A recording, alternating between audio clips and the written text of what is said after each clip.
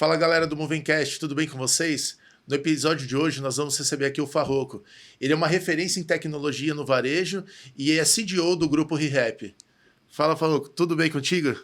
Tudo ótimo, Gaudi, tudo ótimo. Em primeiro lugar, muito obrigado pelo convite, muito obrigado por estar aqui e muita responsabilidade minha, depois de tantos episódios com tanta gente boa, né? Eu estar representando aqui a ReHap. Muito obrigado pelo convite. Prazer, eu agradeço a sua presença, agradeço também a participação, né, a coparticipação da empresa nisso tudo, que é importante, né, um líder como você, trazer ponto de vista aí para o pessoal que está nos assistindo, compartilhar da sua história, quem sabe aí contribuir de alguma forma na jornada aí de quem está entrando numa carreira ou está buscando um reposicionamento de carreira nesse mundo digital. É um prazer, eu pessoalmente fico muito feliz, admiro bastante, sou um seguidor seu aí nas redes sociais.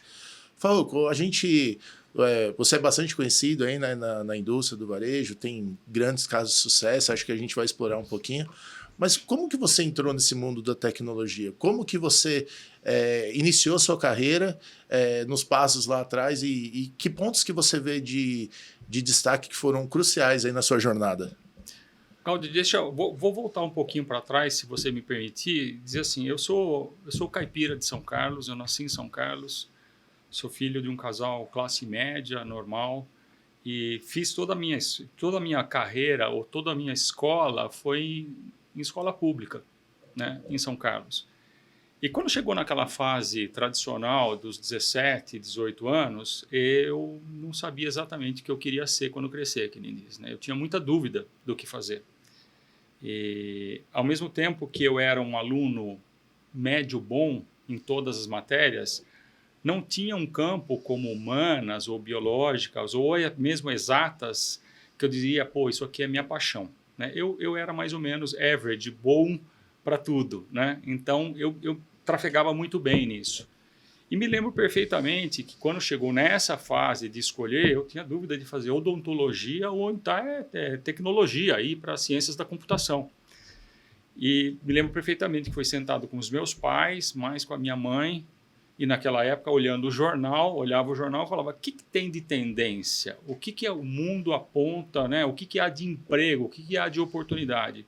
E desde aquela época, a tecnologia já apontava para ser alguma coisa interessante para o futuro, né?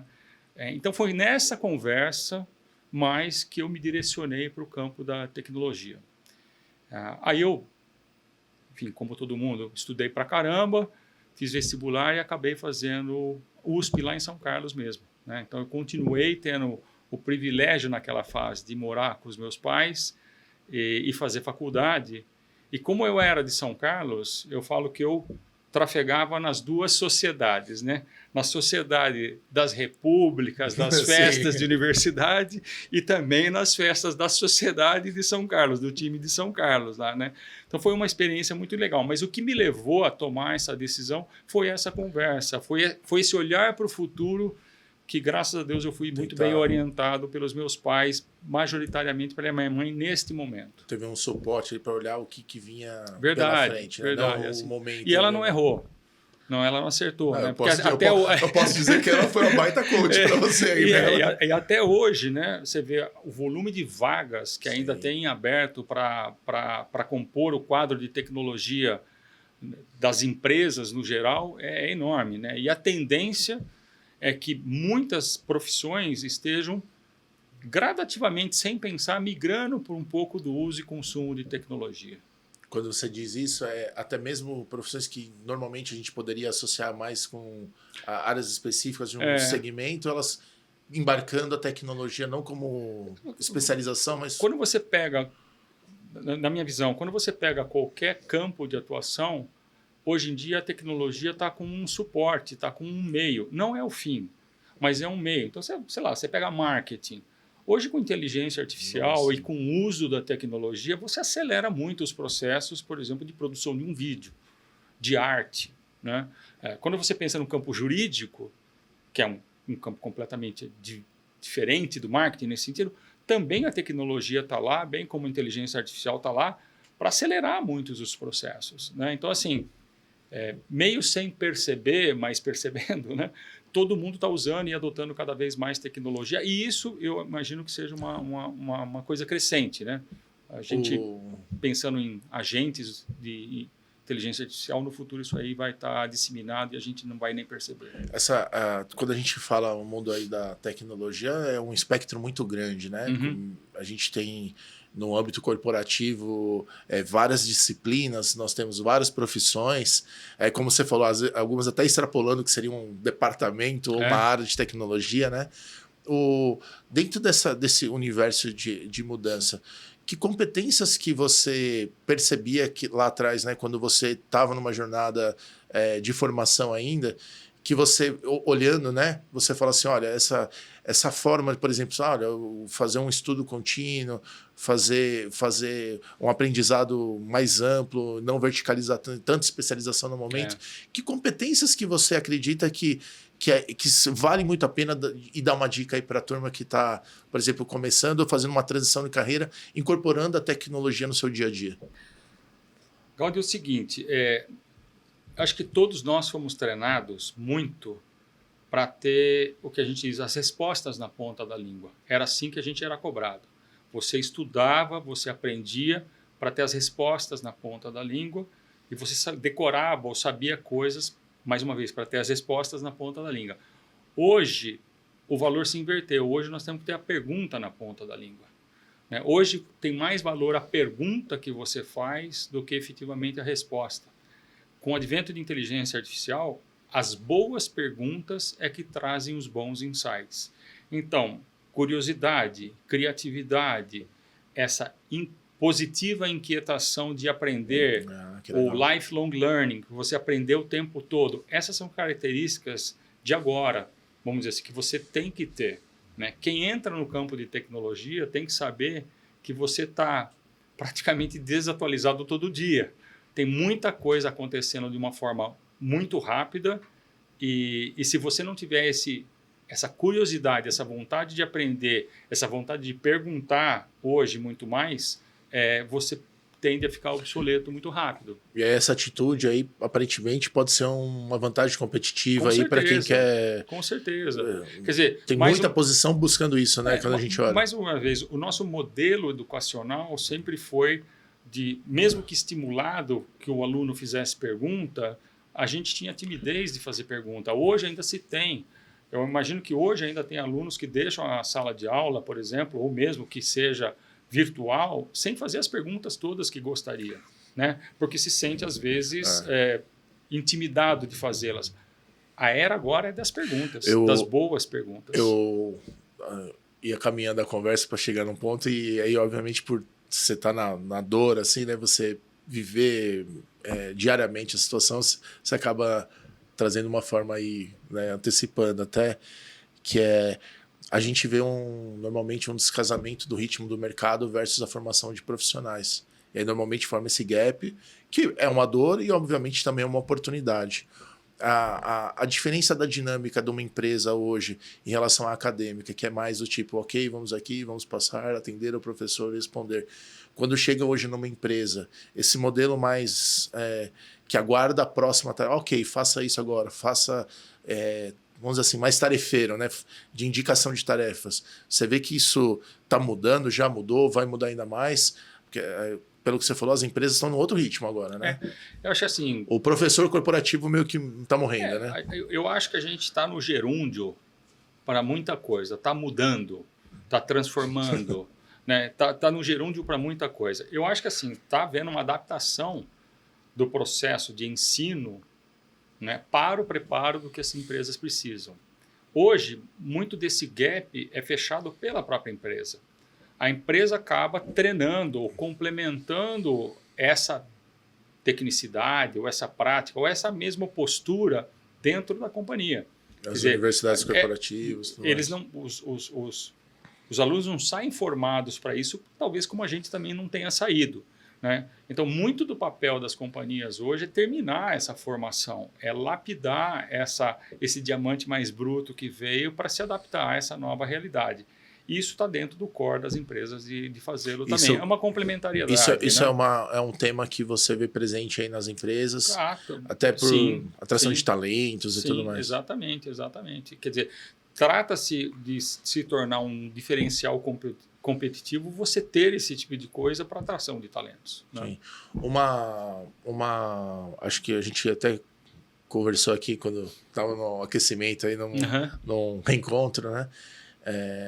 Tem uma questão que todo mundo passa, né? Conforme vai evoluindo na jornada, que é a transição entre normalmente, né, ser um técnico especialista, né? Quando eu falo técnico, eu não estou dizendo de tecnologia, mas daquela área de atuação, né? Uma especialidade, seja qual for, e em um certo momento, por alguns atributos, acaba passando a ter um papel de liderança. Quando você passou por isso, qual foi o desafio que você sentiu? Aonde você vamos dizer assim, se segurou para adquirir essas novas competências que normalmente a gente não estuda, não aprende tão fácil, né? Como que foi essa transição entre um ótimo profissional técnico de entrega para uma liderança, né? Você sabe que isso também tem a ver muito com treino, mas tem muito a ver com personalidade, né? Ou seja, existem pessoas que naturalmente são mais técnicos e por isso existe a carreira em Y. Você não pode, entre aspas, matar a carreira desse técnico, ele vai se tornar um excelente técnico e todo mundo precisa dos técnicos. Muito, né? Se todos eles virassem administrativos, você teria um gap maior ainda de técnicos. Né? Então, uma vez eu vi uma consultoria que dizia, tem gente que é gentólogo e tem gente que é coisólogo, tem gente que gosta de coisa, tem gente que gosta de gente. Essa é boa. Né? Então, assim, não tem nada de ruim de gostar de coisa. Então, assim, se você tem um bom técnico, ele gosta de fazer o processo mais, porque ele tem uma personalidade mais introspectiva, porque ele tem um processo de comunicação diferenciado, etc. Tudo bem, a gente precisa muito desse tipo de profissional. Da mesma forma que a gente precisa do profissional que vira mais administrativo, mais coordenador, mais gerente e segue uma vida mais administrativa nesse sentido.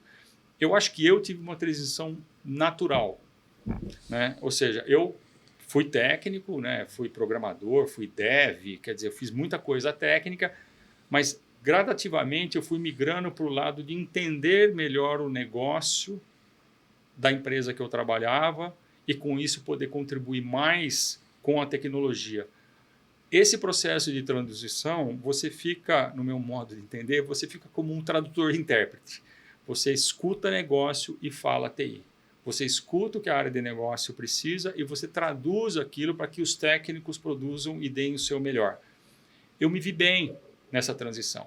E é óbvio que depois você vai não só se inspirando em líderes, em outros líderes, para falar a verdade, copiar coisas que esses líderes fazem, como também o que não copiar, né, de como não fazer.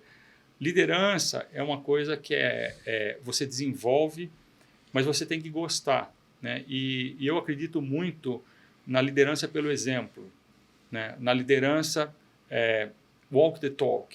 Né? Eu acredito muito na liderança que você se torna um líder servidor. Eu acredito muito nisso. Quer dizer, você empodera a sua equipe. O bom líder, para mim, é aquele cara que tira os impedimentos, que tira os empecilhos, que deixa a equipe deslanchar e trabalhar mais rápido. Muito interessante essa sua observação aí.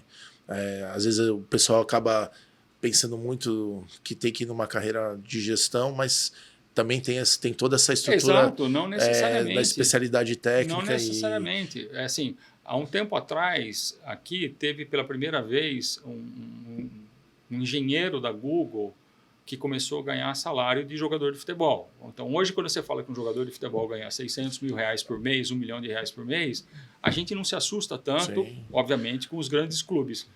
Por que um engenheiro que efetivamente faz o que faz esses algoritmos acontecerem não tem um salário? A gente vê a carreira dos arquitetos, né? Arquitetos, exato, de solução.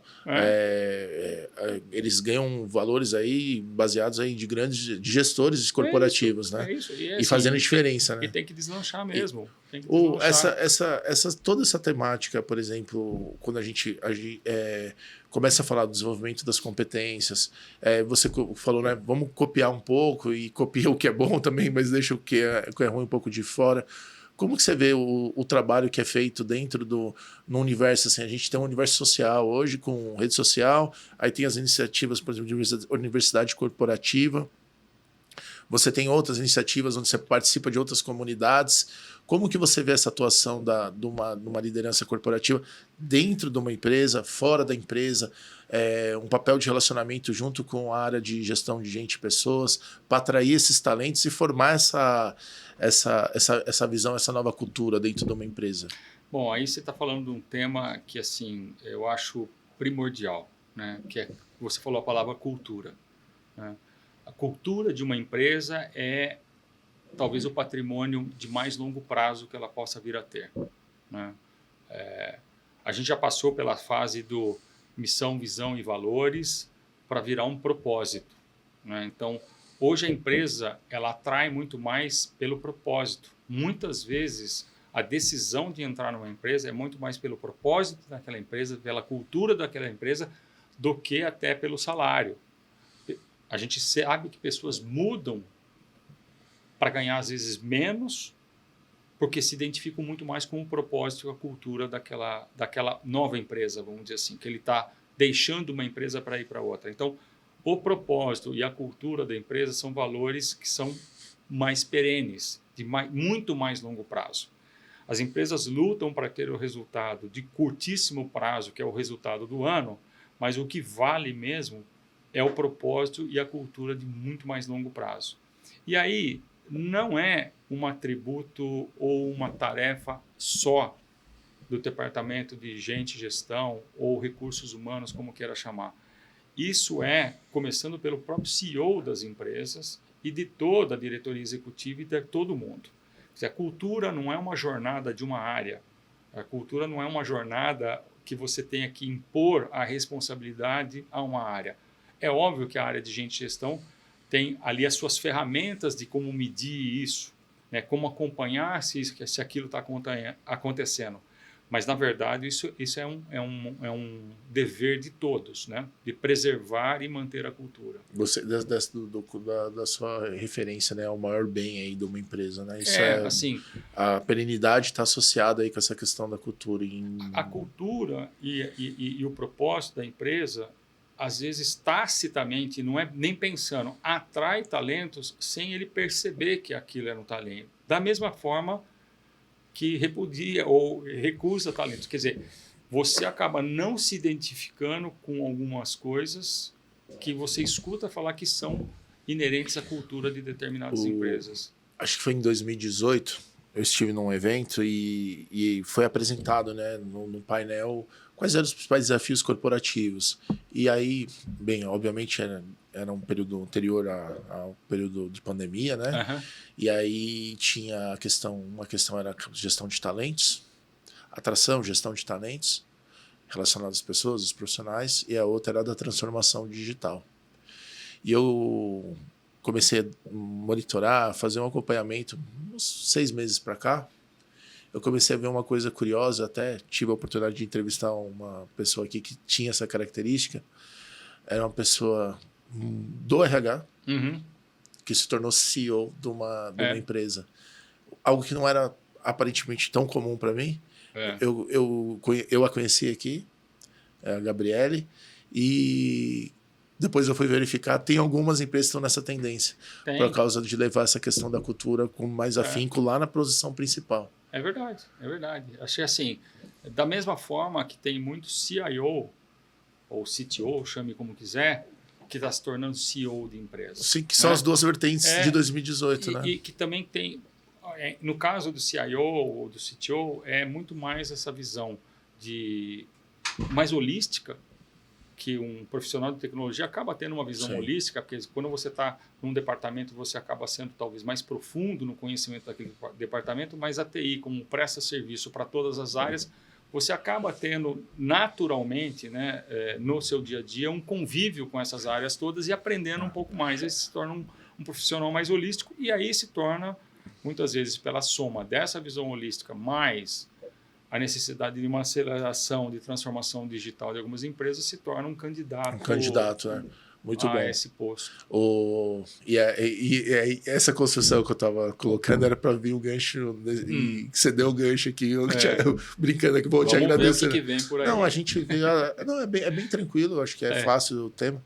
A gente vê uma tendência natural, os movimentos tech, né?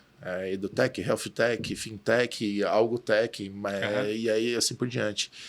Algumas pessoas têm, enfim, varia um ponto de vista. Para você, e mediante o que a gente estava conversando, você acha que é só a questão de uma nomenclatura ou essa construção, FinTech, Health Tech, EduTech, MediaTech, elas refletem essa questão que você estava apresentando da tecnologia como um centro do negócio e operacionalizando as coisas? Não sei, acho que aí essa terminologia de alguma coisa tech, ela é oriunda muito mais da visão das startups, né? Ou seja, você tem uma startup e toda startup você começa pensando do processo inicial de formação de uma startup, que deve ser qual é o problema que eu quero resolver, né? Antes de saber qual é o problema que eu quero resolver. Depois, se esse problema é um problema de escala, né? Porque não adianta você resolver um problema que fica restrito a um núcleo muito pequeno que você não escala. Então, se você tem um problema para resolver e ele é escalável, ele é grande, aí você vem a qualificação. De repente, ele é um tema mais financeiro, um meio de pagamento, alguma coisa. Então, você chama de fintech. Ou tem uma coisa voltada para a educação. Então, você chama health tech. E assim vai, né? Então, eu acho que essa terminologia vai mais dessa especialização. Tá, show de bola.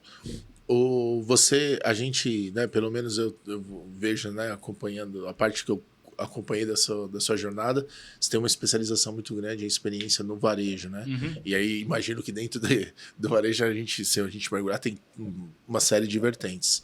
A gente está num mundo em transformação muito grande, né, na parte de tecnologia, o varejo também muita transformação, mas conta um pouquinho, como é que você ingressou no varejo, como que foi Foi muito engraçado, porque assim, eu quando saí da faculdade, eu comecei a trabalhar, eu trabalhava em banco, né? Então, meu primeiro emprego, que eu trabalhei 10 anos, foi no Lloyds Bank, que nem existe mais, foi adquirido Era e assim muito famoso, foi. né?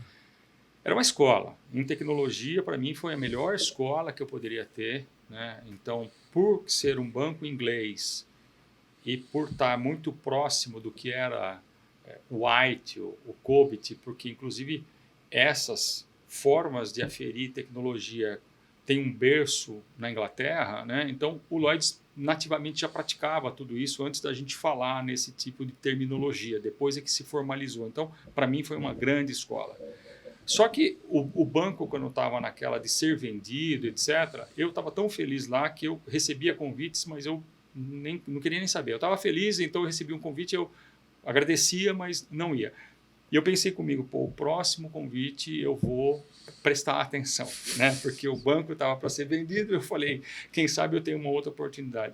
E o convite veio da C&A, né? E eu fui para a C&A, por incrível que pareça, para trabalhar em tese na área financeira, que lá tem um Retail Financial Services. Eu fui para trabalhar, porque como o meu background era de banco, eu fui para trabalhar na C&A no que era o Retail Financial Services, depois virou o Banco IB, etc., né? Só que eu estava lá há poucos dias, de verdade, há 15 dias, falaram, olha, a gente precisa de alguém que nos ajude numa parte do varejo, naquela época, numa implementação do SAP em 2 países, e tinha que ser muito rápido e tal. Você pode dar uma força, né? Tipo, você pode começar nisso aqui, para ajudar a implementar esse projeto, depois você volta para suas... nunca mais se devolveram. Nunca mais voltei. Peguei aquele detour ali, fui para aquele caminho e nunca mais voltei. Então, daí para frente, eu trabalhei bastante tempo. Eu trabalhei entre a C&A Brasil e México, trabalhei 13 anos na C&A, uma empresa que eu tenho no coração até hoje. Eu gostei muito da minha atividade. E de lá para cá veio sendo só varejo. Só varejo. E essa indústria, você percebe como que está... você até comentou um pouco antes, né? No mundo da tecnologia, quase a gente não sabe mais nada, né? Porque as coisas mudam rápido. A gente vê que o varejo, essa questão do presencial, do digital, que é uma pauta que já tem alguns anos aí, continua muito presente. e tendo cada vez mais transformações. O ritmo do varejo, ele vai diminuir essas transformações ou é sempre assim mesmo e acostuma? Quem trabalha no varejo tem uma brincadeira que diz assim, cada ano no varejo é que nem ano de cachorro, vale por 7. Então, assim, de tão intenso que cada ano vale por 7. Né? Então, assim, eu acho que não vai diminuir, não. É uma característica da indústria, vamos dizer assim. E cada vez mais o profissional de tecnologia que trabalha no varejo, não só que trabalha no varejo, em todas as indústrias, mas eu vou falar do varejo porque eu estou nele, você tem que cada vez mais praticar a questão da ambidestria, né? Você tem que cada vez mais ser ambidestro. E o que é isso? Né? Todas as empresas de varejo, mais tradicionais ou maiores, elas não são startups, então elas têm legado. Ok. Então você tem ali uma parafernália de sistemas legados que você tem que mantê-los atualizados, porque são eles, muitas vezes, que carregam a operação pesada do varejo. Então você não pode tirar um olho dessa visão de sustentação do legado, de mantê-lo atualizado, de otimizá-lo. Muitas vezes legados que foram desenvolvidos em tecnologias antigas e você tem que um pouco quebrar esse legado para transformar ele um pouco mais componentizado, com uso de API, para deixá-lo mais leve, mais conectável, vamos dizer assim. Isso é um olho e um braço, vamos dizer assim. Com o outro, você tem que pensar na evolução, na transformação digital e agora muito mais pautado e puxado pelo campo da inteligência artificial. Então, você tem que fazer as duas coisas ao mesmo tempo. Difícil ter uma empresa brasileira, pelo menos, de varejo, que não tem um legado para se cuidar. Então, você pega todas as farmas, você pega todos os lugares onde eu trabalhei e a própria ReHap, onde eu estou. Né? A ReHap tem 36 anos, indo para 37. Naturalmente, ela tem sistemas que estão se tornando legado. Né? Sou muito amigo do Koji, vou então mencionar o Nubank, que até pouco tempo atrás era uma startup, hoje já tem legado. Já tem legado. Hoje o Koji precisa cuidar do legado também. Tem uma série de disciplinas de Cobit Art que talvez você não precisava dar tanta atenção. Agora você já vai ter que fazer uma maturidade ali. Ao mesmo tempo, e de novo, ao mesmo tempo mesmo, quer dizer, se isso aqui é o que sustenta a operação, o que traz o resultado da companhia, o que traz o compliance, a garantia fiscal, tributária, contábil, que você precisa ter, do outro lado, na outra mão, espera-se que você evolua rápido, né? Que você traga uma transformação rápida, que você traga novas avenidas de crescimento para a companhia através da tecnologia. Dentro dessa questão de adaptação e evolução, né? Acho que algumas décadas atrás, talvez uma década e meia atrás, você tinha uma questão muito da posse, né? De você... vamos construir tudo aqui em casa, você verticalizava tudo em casa, e aí, por N motivos e tendências, começou a ter uma visão diferente, integrações e tudo mais. Hoje, na esfera de negócio, a gente tem as collabs, né, que a gente fala, e parcerias, e dentro do mundo aí da tecnologia, tem um uso muito grande de APIs e serviços e tudo mais.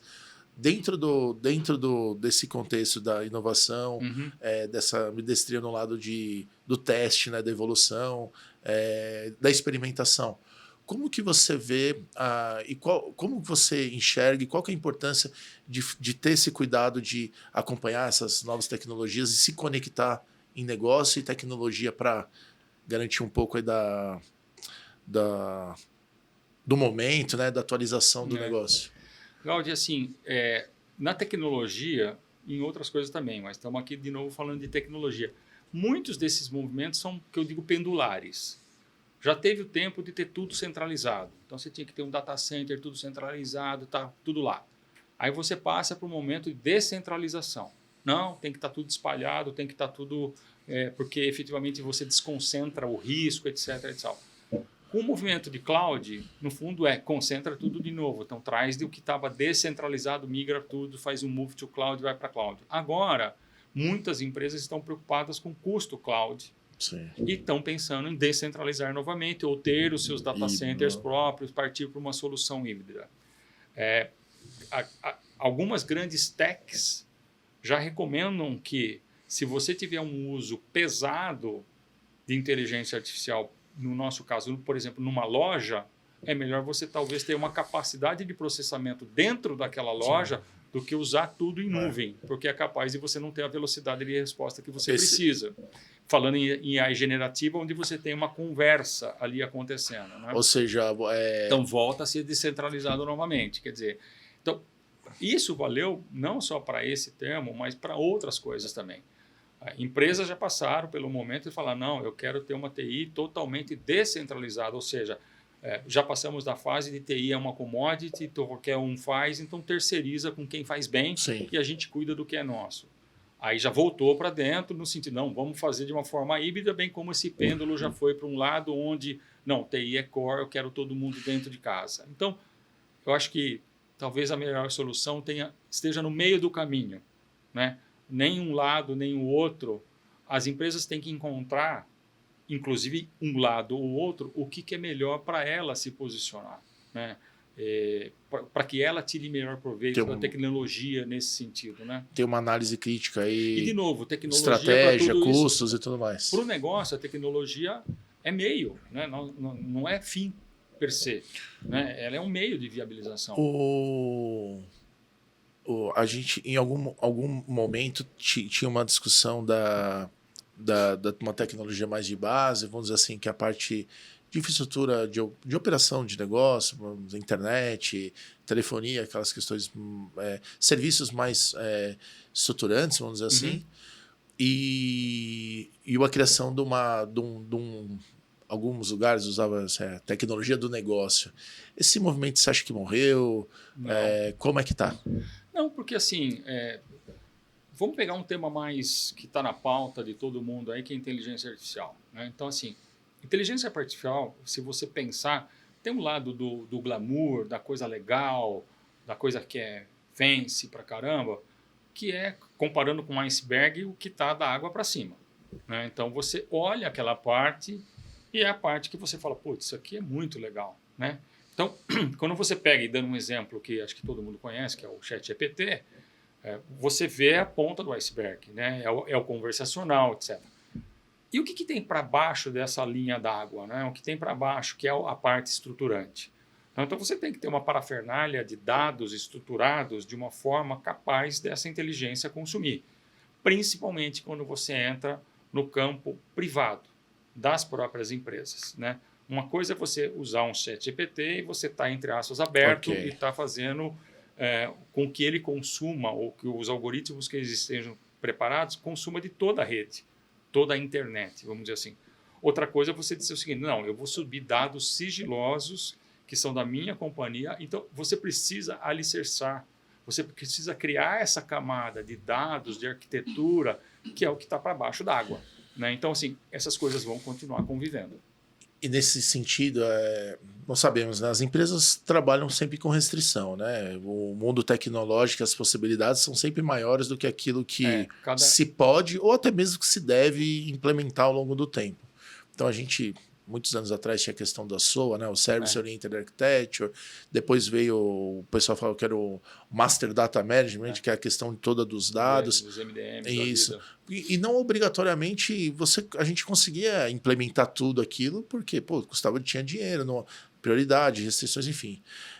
Aí vem a questão vamos acelerar um pouquinho mais, vem a questão ali de conexão, vem a Cloud Compute, que também coloca mais tempero, e agora a gente chega nesse mundo o Data com Analytics, muitas cadeiras vem o IA junto.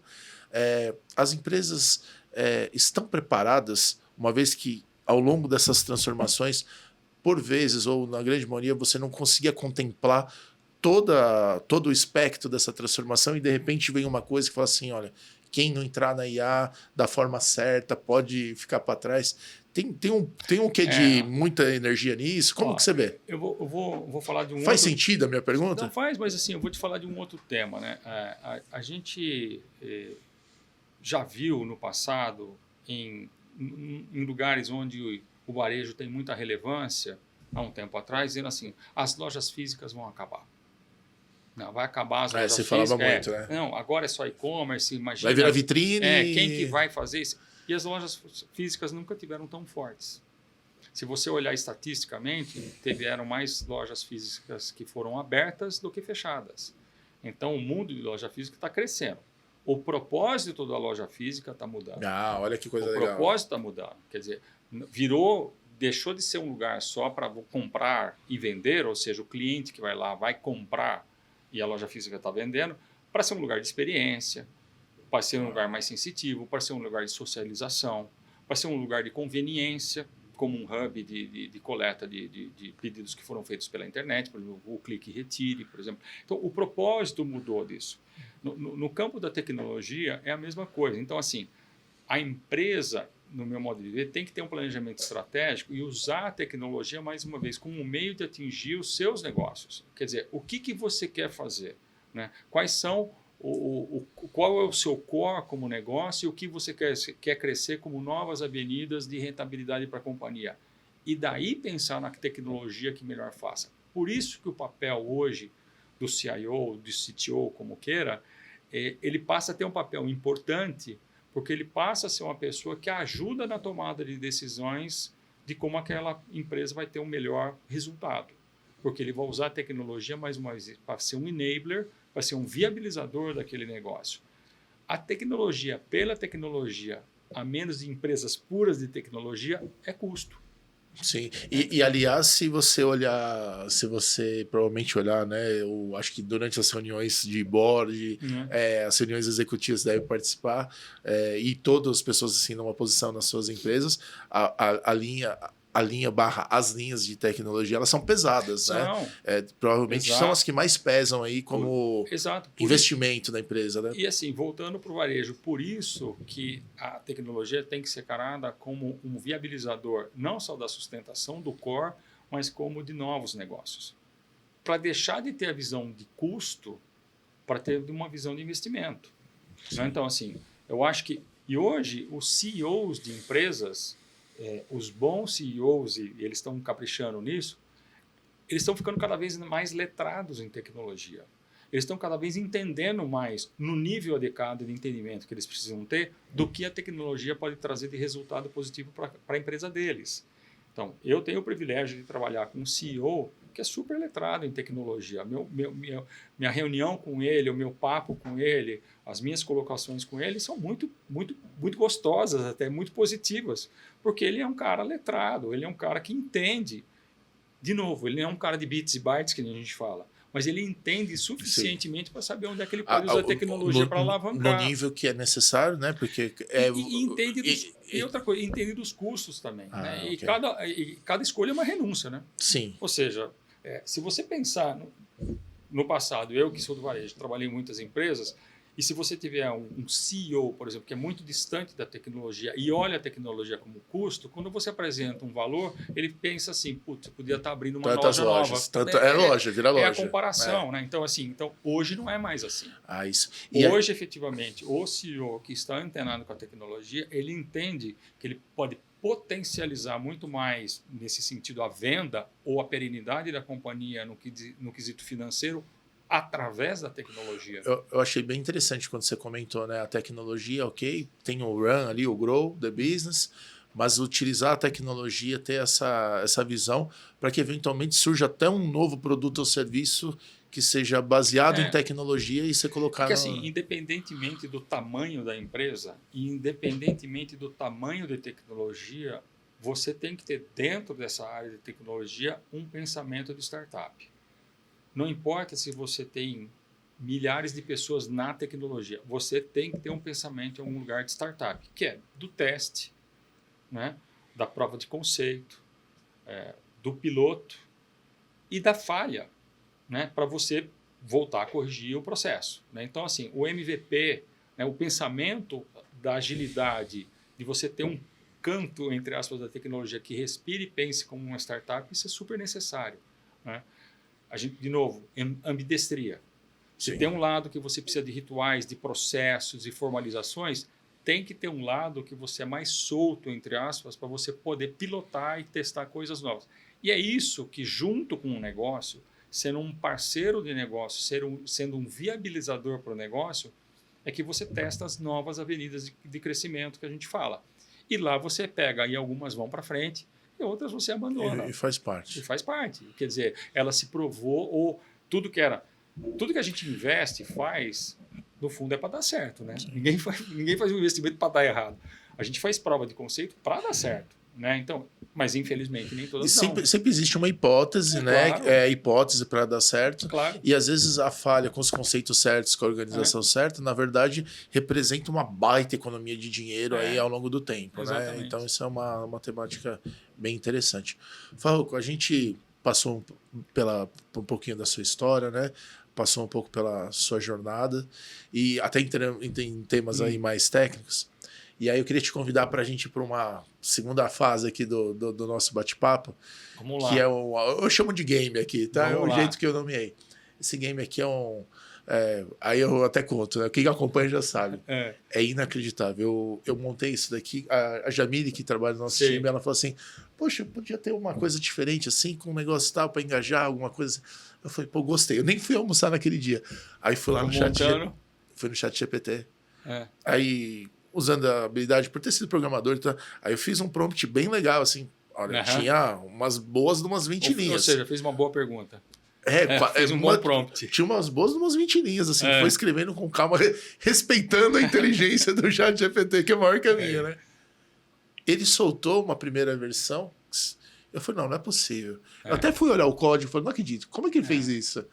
Aí eu, daquilo, mandei uma segunda e aí saiu essa brincadeira. Que legal. Então, assim, dentro do mundo digital... Aí, tá vendo? Um bom exemplo de como você usa a inteligência artificial para gerar um novo negócio, né? Ou uma nova funcionalidade. Mudou a experiência aqui então, do nosso programa aqui, e, enfim. Muito bom. E não precisa ser nada revolucionário, né? Acho que... Gaudi, é isso mesmo. Acho que as pessoas cada vez mais podem incorporar isso, né? Você sabe que, assim, voltando para esse tema de inteligência artificial, a gente fala o seguinte, eu sei que não sou um nato ou nascido digital, né?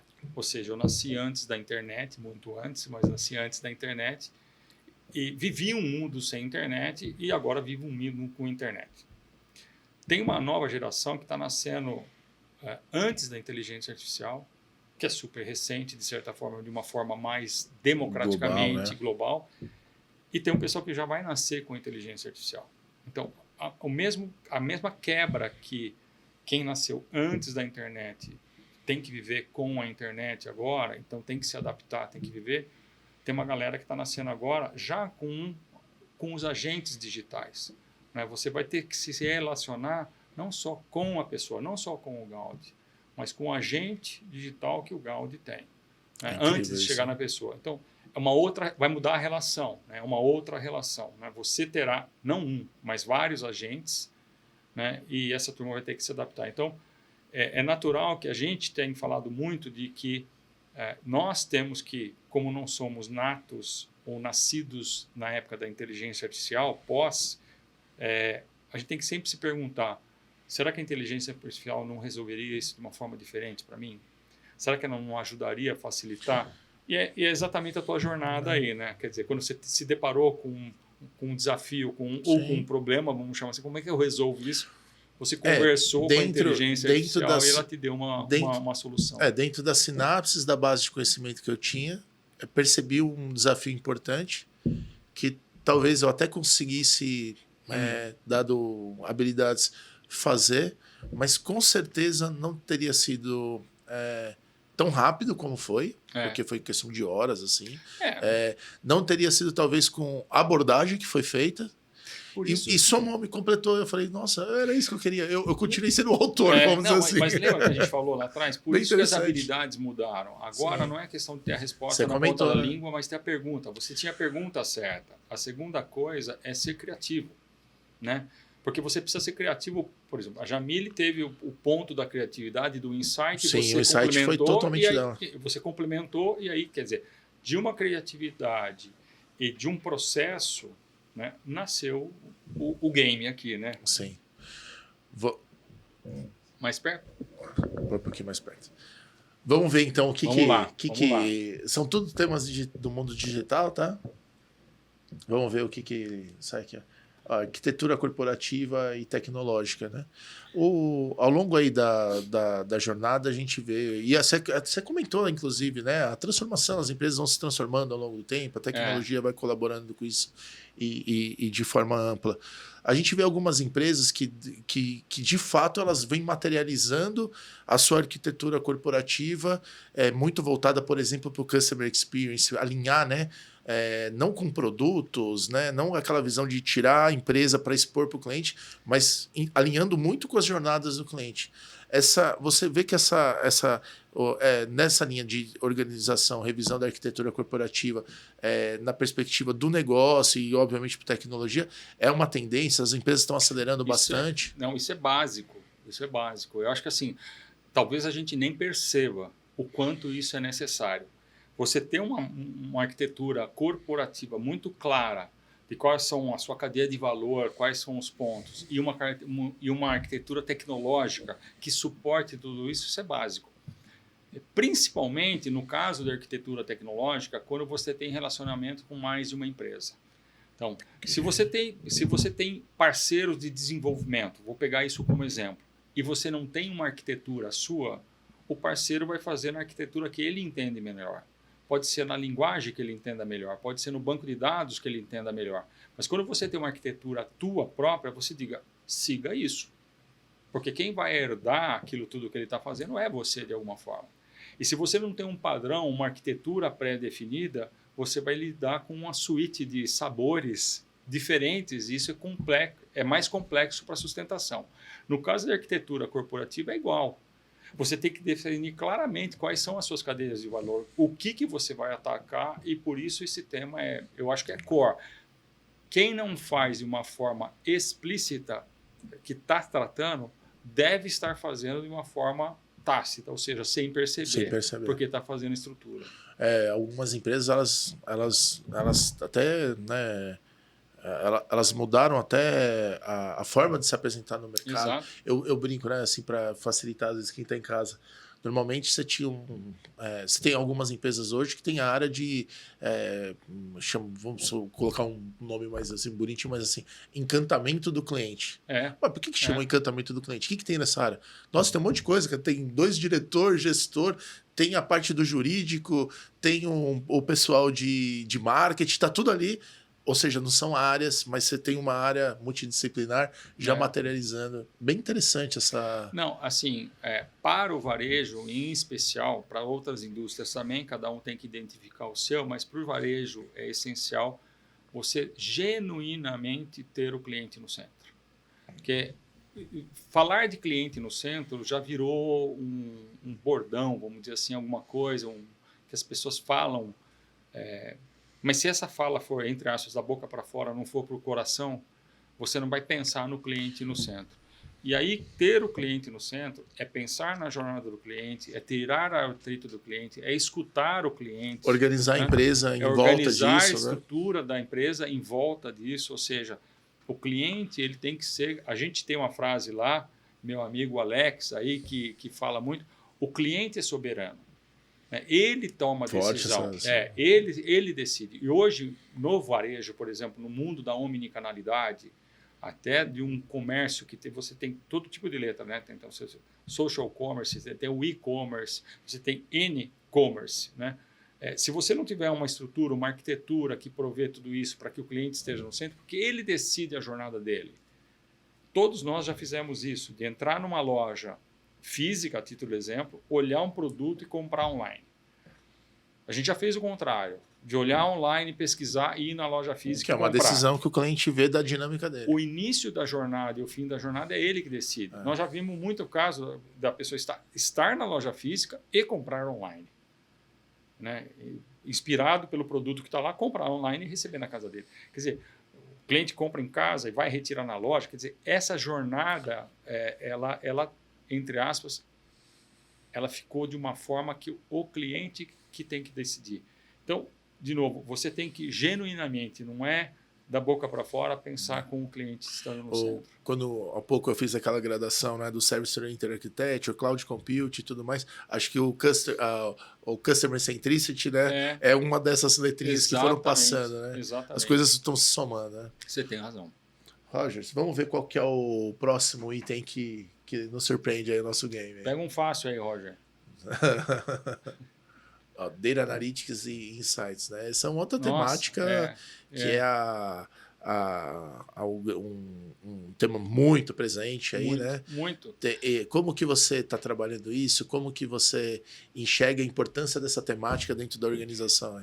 Você sabe que esse tema é um tema já, vamos dizer, antigo, né? E tem uma expressão em inglês, data is oil, né? Que os dados são petróleo, né? Por quê? Porque o americano usa essa expressão de... A gente fala, tem dinheiro em cima da mesa. O americano fala, there is oil in that. Quer dizer, essa é a expressão essa deles. expressão. Então, legal. nasceu de lá desse data is oil, que tem dinheiro nos dados, né? E é verdade, quer dizer, dado é uma coisa super importante para o varejo, e o varejo tem o privilégio de ter uma abundância de dados. Quando você tem as lojas físicas ou digital e você capta o cliente na ponta, você sabe exatamente com quem você está falando. Outras indústrias, por exemplo, sabem que o cliente deles, por exemplo, é a loja, mas não sabe com quem que a loja fala. Às vezes é um B2B, né? B2C, por exemplo. Exato. Né? Então, assim, o varejo tem o privilégio de ter uma riqueza de dados, né? Uma riqueza de conhecimento, vários pontos de contato, a gente acabou de falar da jornada Omni, então o cliente está cadastrado no site ou ele dá a identificação dele na loja, enfim, você tira isso. E esse processo de dado, ele é super importante, mas ele tem que ser transformado em informação. Então, pelo dado, entre aspas, vale bastante, mas não vale nada. O que vale é a informação. Então, tem muita gente que brinca, né? Você tem um data lake ou você tem um data swamp, né? Que é um pântano de dados. Então, assim, a hora que você qualquer porcaria está lá, né? Então, quando você tem um data lake e você começa a explorar isso com analytics e insights, né? Você começa a chegar num nível até da hiperpersonalização. Quer dizer, é através dos dados que você entende o behavior, o comportamento do teu cliente para saber o que é mais assertivo para ele, o que ofertar, por que canal ofertar, quando ofertar. Então, os dados produzem muitos insights. E as empresas todas mais evoluídas e que estão evoluindo já deixaram de ser empresas que tomam decisões por percepções, né? As empresas hoje tomam decisões por dados, né? Então, o data-driven, né? As empresas data-driven, elas têm muito mais o poder da assertividade. Porque, obviamente, quando tomar uma decisão, vai tomar uma decisão pautada em dados. Às vezes sai de uma heurística, de uma percepção, que é muito importante também, assim, né? É um fator. Voltando para o varejo. O varejo, se a gente pensar, já foi um tema do seu Manuel, com o lápis na orelha, que conhecia. E ele sabia. E ele, por feeling, falava, eu acho que isso vai dar certo, eu acho que não vai, né? Esse feeling que é importante, ele não é decisório num mundo tão mais complexo. Os dados ajudam muito. Sim. E é engraçado que a gente quer voltar a ser o seu João, né? Porque ele sabia, ele conhecia a família, ele conhecia ele era quem próximo, era, né? Ele sabia que aquela pessoa gostava daquilo e o outro não. Ou podia ter crédito, não. Só que hoje você tem que transformar essa venda do seu João com uma quantidade de clientes pequeno da vizinhança dele numa coisa absolutamente escalável e brutal, né?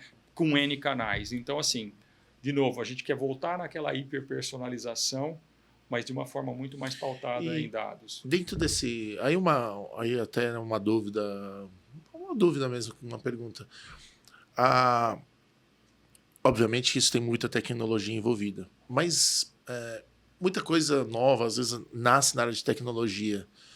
Essa questão de dados e insights, você vê que vai ficar dentro da tecnologia ou vai migrar para algo respondendo direto com o CEO, né? Ou para uma estrutura cross? Em algumas empresas já migrou. Já migrou, okay. Né? Assim, em algumas empresas existem áreas específicas que têm tudo isso, né? Inclusive muito próximas do marketing, às vezes, é o tal do Martech. Então, quando você fala de personalização, então tem todo esse trabalho. Em algumas empresas ainda está entre as, vamos dizer, dividido. Uma parte mais estruturante de carga da informação continua na tecnologia, mas tem uma outra área que explora com engenharia de dados para prover insights, para prover conclusões. Às vezes, isso pode ser híbrido. Então, assim, aqui entre nós, o modelo, eu acho que ele tem que ser muito mais adaptado para a companhia em si. O que não é questionável é que as decisões têm que ser importante. pausadas em dados, né? Então, Certo. isso aí, como é que está estruturado, é o sabor de cada companhia. Vamos ver o que... Tá curtindo essa dinâmica? Tô, legal. Eu nunca tinha feito nenhum podcast com essa dinâmica aqui. Não. É bom que ajuda a dar uma... Vai que... E assim, de verdade, para quem está vendo, eu não sei o que vem. Né? Eu não sei o que vem. Tem um monte de coisinha aí, a hora que aparecer, nós vamos ver o que a gente fala. E não fui brifado, então isso aqui é realmente surpresa. Eu gosto dessa área aqui. Esse tema aqui é o que todo mundo quer falar. Você conhece, eu não conheço nada dessas caixinhas. Mas tem que sair aleatório. A gente não vale a gente selecionar. Então, vamos ver lá. O que vem aí. Organização e estrutura, né? Adequação de estrutura organizacional. A gente vê vários modelos aí, né, de organização. A gente tem muitas empresas, né, até por vezes em momentos difíceis de economia e tudo mais, passam por revisões estruturais de organização. Como que você vê que as empresas estão caminhando no sentido... Por exemplo, você tinha uma empresa... você tem uma startup, como você comentou. Ela começa numa certa organização. Ela começa a entrar numa outra indústria, você tem uma transformação, começa a ficar algo diferente. Fazer essa adaptação da organização corporativa, da forma como se organiza as pessoas, principalmente. A gente está falando aqui de muitas pessoas. Você vê que isso é um fator competitivo para as empresas, desde a atração de talento, no funcionamento, na arquitetura de sistema. Como que você enxerga essa... Na minha opinião, aqui, a organização e a estrutura, elas estão subordinadas à estratégia. Ou seja, a estratégia das empresas mudam e, consequentemente, as estruturas têm que mudar, né? Então, não adianta você ter uma estrutura organizacional ou uma estrutura muito rígida se o propósito, ou melhor, as diretrizes da companhia mudam, né? Então, a gente já passou, voltando para o campo da tecnologia, a gente já passou de um processo de desenvolvimento, antigamente, que era basicamente e unicamente waterfall, onde as estruturas eram organizadas de uma forma, para um modelo ágil, ou agile, como queira, que a estrutura é completamente diferente, né? Você tem mesclado, por exemplo, dev com arquiteto, com PO, com tudo que eram antigamente caixinhas separadas. Hoje você tem um squad, que é uma mudança de organização e de estrutura pautada... Talvez as mais relevantes, recentes. E assim, se você mantivesse aquela estrutura para atender esse modelo, não funcionaria. Então, para mim, a estrutura é subordinada à estratégia. Interessante. Como a estratégia da companhia, às vezes, muda por uma condição de mercado, é o que você falou, por exemplo, empresas fizeram layoffs. Por quê? Porque é uma exigência do mercado, uma situação que estava, né? Aí você tem que adaptar a estrutura. Você tem que mover essa estrutura para aquilo que aquele momento que a empresa está. É bem interessante essa dica, né, essa orientação, né? Ou seja, se adapta a estratégia, o momento. Por isso que você estava falando. Ou seja, a mudança é importante. Toda hora muda. Putz, talvez é bom isso. Por isso que você comentou, e é verdade. Uma startup, às vezes, tem, vou chutar aqui, didaticamente, 10 pessoas, e essas pessoas são polivalentes, aí fazem multitasks, fazem coisas diferentes. Por quê? Porque é o tamanho que a empresa tem, é o que tem, é o que vai fazer virar. Todo mundo é full stack ali. É o que vai fazer virar. Com o crescimento, ou seja, com a estratégia mudando, a estrutura obedece à estratégia. Agora nós precisamos, sei lá, ter uma área de compliance, a título de exemplo, que a gente nem pensava nisso como startup, porque eu vou atender empresas grandes. Você tem que se estruturar para isso. No passado, aquilo era, entre aspas, desnecessário, ou não necessário para o momento e até over. Né? Era muito pesado. De repente, você vai se estruturando e vai ganhando. Quando a gente olha o mercado, tem até uma apresentação bem antiga assim, que a gente fazia, né? Você olhava o tempo que as empresas líderes do setor, né? Ficava 90 anos. Hoje a gente está num momento que a gente vê a busca do Google cair em 60%. Né? Então, é inevitável que algo vai acontecer, um ajuste vai acontecer. Né? Acho que a vitalidade da empresa está nisso. Né? Exatamente.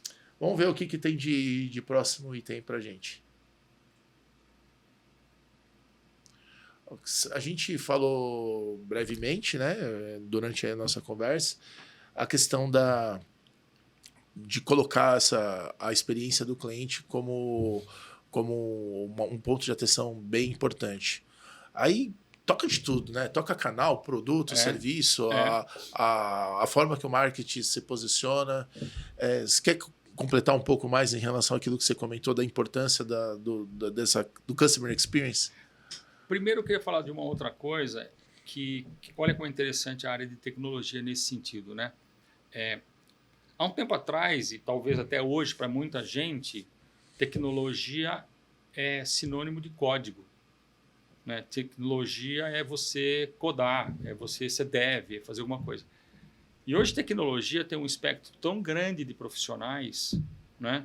Que tem um profissional que cuida, por exemplo, nesse tema de CX, que se bobear, assim, ele tende mais para ser um cara de detalhes, de arte. Então, por exemplo, num site, a gente sabe que, de repente, uma cor muda o comportamento do cliente. O posicionamento, né, de um botão muda o comportamento do cliente. Isso é muito distante de codar, é muito distante de ser dev. Você está olhando com outros olhos. E olha como o profissional ou a tecnologia abrange, né, um espectro muito grande de profissionais. Né? E aqui o CX é absolutamente irrelevante. Absolutamente irrelevante. Você tem... e você pode pensar em Customer Experience pensando agora na loja, porque a gente tende a pensar muito no digital, mas na loja física, por exemplo, desde o speech de atendimento, isso é CX. Desde a forma como você recepciona o cliente, desde como você oferta o cliente, desde como você trata, e depois, obviamente, você passa pela parte mais de tecnologia. Como ele tem experiência em fazer um cadastro ou efetivamente fazer uma própria venda. E no site isso é explícito, né? Eu até confessar, assim, eu tenho um trauma assim na minha cabeça, literalmente é um trauma mesmo. Um dia eu vou até tratar para resolver. Eu era bem novo, tinha uma loja de tênis que era super famosa, fazia um monte de propaganda na TV. Acho que eles faliram, inclusive. Senão é muito pequeno hoje. Você entrava na loja, o cara olhava pro teu tênis.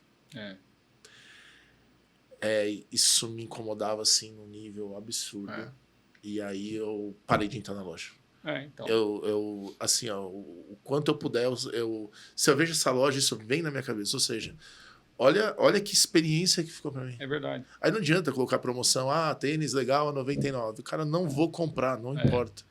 Então, por isso que o CX ao mesmo tempo, é tão complexo nesse sentido. Né? Então, a gente falou desde um atendimento ao cliente numa loja física até a cor do botão e o posicionamento que ele tem no site. Tem um colega de mercado, né, que trabalha, né, numa posição similar à sua. Ele comentou que na empresa dele estão contratando neurocientistas. Claro. Aí eu falei, agora eu buguei. Não, é verdade. Ou seja, olha que coisa interessante. Você, da mesma, fazendo analogias, da mesma forma que você tem, muitas vezes, em contador de fluxo, nas lojas que você vê o corredor quente, o corredor frio, a zona quente, a zona fria, etc. No site é a mesma coisa. Você consegue capturar onde é que o cliente está botando mais atenção ou menos atenção. Né? E aí colocar o que você quer promocionar, o que você quer mais enfatizar na venda. Só para quem não conhece tanto, e eu entendo o que você falou, mas talvez eu nunca vi. Como que funciona na prática quando vocês têm essa avaliação? Vocês conseguem monitorar dentro de uma loja física onde as pessoas mais vão e tudo mais? Isso é um valor para exposição de produtos e tudo? Exato. Isso aí passa por várias coisas. Quando você tem esse monitoramento, você pode, inclusive, entender que aquele corredor, ou aquela prateleira, aquela região, ela é mais quente, no sentido que tem mais frequência. Vou fazer uma analogia. Para quem assiste futebol, às vezes tem aquele comentário na tela dizendo, olha, o jogo teve mais concentrado aqui, tem uma zona mais quente vermelha e menos aqui que azul. Sim. É a mesma coisa, só que numa loja física você entende aqueles corredores. E para muitas indústrias, por exemplo, na indústria de supermercado, você pode negociar com o fornecedor, já que aquele lugar é mais quente e tem a probabilidade de vender mais. Então, o supermercado faz isso há muito tempo. Sim, né? E aí acaba impactando. E no mundo digital é a mesma coisa. Por exemplo, exatamente. No mundo físico do supermercado, o que está na altura dos seus olhos provavelmente vende mais do que o que está no chão. Entendeu? Então, tudo isso tem um posicionamento, né? E no caso do digital, é a mesma coisa. Onde você passa o mouse, o caminho que você faz demonstra qual é a zona mais quente. A gente vê dentro dessa estratégia do Customer Experience algumas abordagens interessantes, né? Uma delas está tá atrelada ao gamification, está atrelado também a temática de fidelização, né? Que você cria campanhas, programas de pontos, programas de relacionamento, acho que programas de relacionamento, não sei. Ou de coalizão. Isso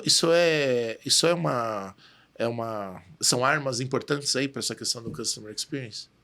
São muito importantes porque todo programa de fidelidade ou coalizão, você acaba tendo o dado do cliente. E a gente volta para o tema do Data Analytics e Insights.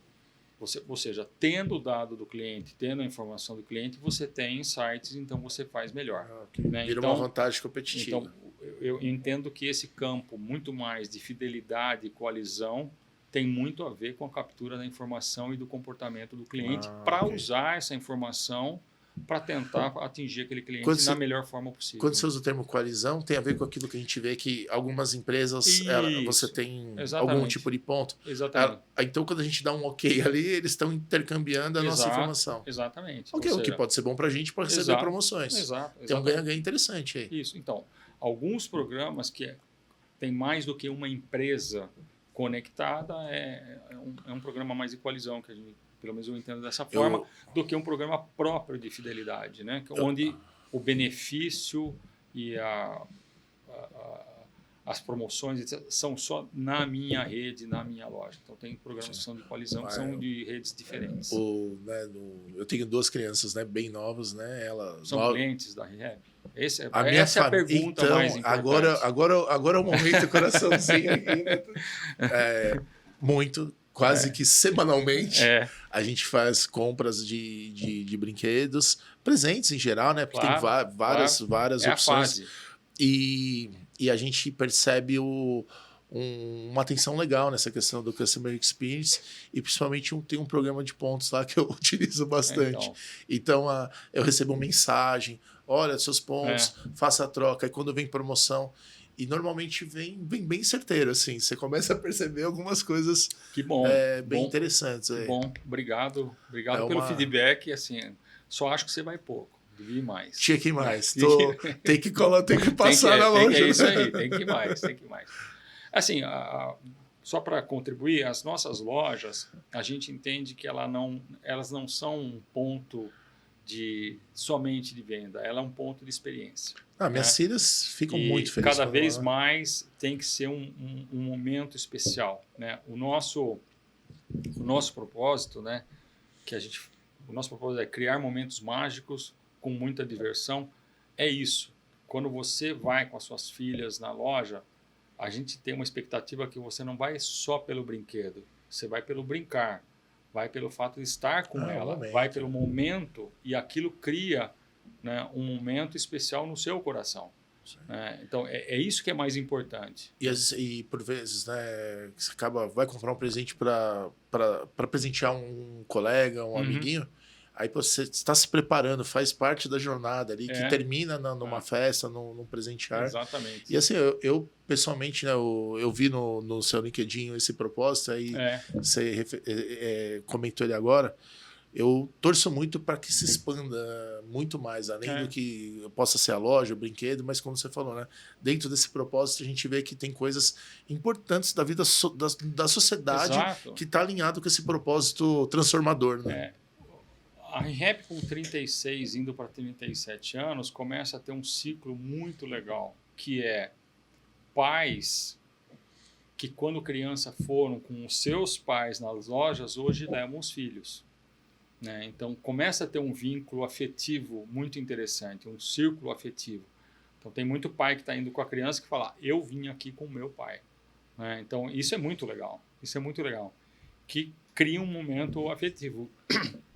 E o que a gente quer é ter esse lugarzinho especial no coração dos nossos clientes. Né? Que ele lembre da loja não como um momento só da compra de um presente, Isso é parte do processo, mas que lembre do que ele brincou com o filho depois, ou da festa que ele foi, que crie esse momento mágico para ele recordar com afeto e carinho para sempre. Eu não sei se é feito na parte da personalização, né? Que acho que o sistema veio e falou: o Rodrigo Gaudi está entrando. Mas quando eu vejo aquele cantinho do Hot Wheels, pronto, tá vendo? Dancei. Eu vou lá e procuro. Faz parte. Eu já sei que tá ali, eu conheço. Que legal. É bem interessante. Que legal. Vamos encarar mais um tema? Vamos, você que tô aqui, acho que você que manda. Não, eu não. A gente, uma observação aqui, né? Saiu o Employee Experience, que achei um tema muito legal, né? Que saiu o Customer Experience e o lado do colaborador. Quando a gente selecionou esse tema aqui, esses temas, né, junto lá com a IA, foi a segunda parte, né? Eu passei as referências, ele ajudou aqui. Quanto tema que existe para poder fazer uma operação, tanto numa empresa quanto na tecnologia, né? E acho que aqui, sei lá quantos tem aqui, 18 itens. Na verdade, tem uns 40, né? Tem como mais, as coisas são integradas, né? É. A gente saiu do Customer Experience e agora a gente vai aqui para o Employee Experience. Acho que a gente abordou no começo, né, a questão das competências, atitude e tudo mais. Qual é a importância? É um tema estratégico que você vê ali naquela listinha das empresas, né? Ser mais atraente. Como que você... Eu vou fazer um comentário aqui. Uma vez eu vi um líder aí, né, de tecnologia convocando as pessoas. Falou assim, vamos para essa visão. Você falou... desculpa, eu não guardei o termo. Foi o Walk the Talk. Walk the Talk, ou seja, vamos fazer. Né? Isso. E num certo momento, esse líder falou assim, olha, a gente vai passar por uma mudança, vamos no caminho. Todo mundo quer mudança, mas vai lá primeiro, depois me conta, né? Inclusive, né? Tem uma frase que diz, o mundo é bom, vai você primeiro. Foi uma frase sua, inclusive, né? Você deve lembrar. Quando você está cuidando dos empregados, né, que são a força motriz da empresa, acho que é o motivo, a razão e tudo mais. Só que olha quanta coisa que a gente está falando. Customer Experience, mudança de reorganização, mudança estratégica, desafios globais, desafios climáticos, as coisas vão mudando. Como é que cuida dessa questão da experiência do colaborador? Quão estratégico é isso na pauta das empresas? Eu acho que isso, para nós, pelo menos, é super estratégico. Né? E a gente... começa, de novo, volta à questão do propósito.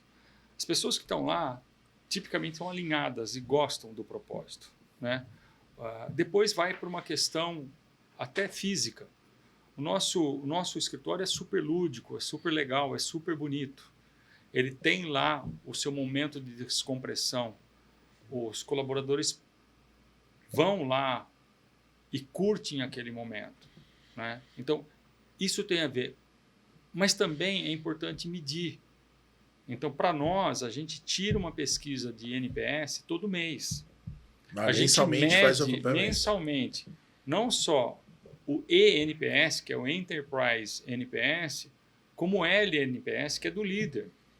Para entender se essa experiência que nós estamos provendo, ela dá match efetivamente com o retorno que os nossos colaboradores, que são os clientes, o Employee Experience aí, se eles estão sentindo a mesma coisa. Então, a gente tem uma capa maior, vamos dizer assim, que é o propósito que toca tudo, e você tem processos internos que fazem isso. Eu vou dar um outro exemplo. Quando você entra na ReHap, isso aconteceu recentemente numa área próxima de mim, tem um Happy Friend. Quer dizer, alguém vai ser o seu amigo que vai te ajudar na ambientação, em saber onde é que estão as coisas, quem é quem, sabe? Porque assim, às vezes as pessoas entram nas empresas, fazem um processo de onboarding, mas é um processo, pode ser frio ou pode ser meio assim.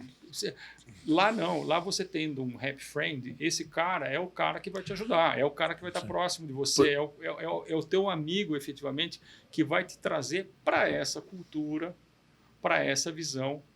E se isso tudo estiver legal, você vai ter um bom NPS. Foi nessa, acho que foi numa expectativa nessa que eu comentei, né? Uma frase que foi isso, né? Que é da gestão da mudança.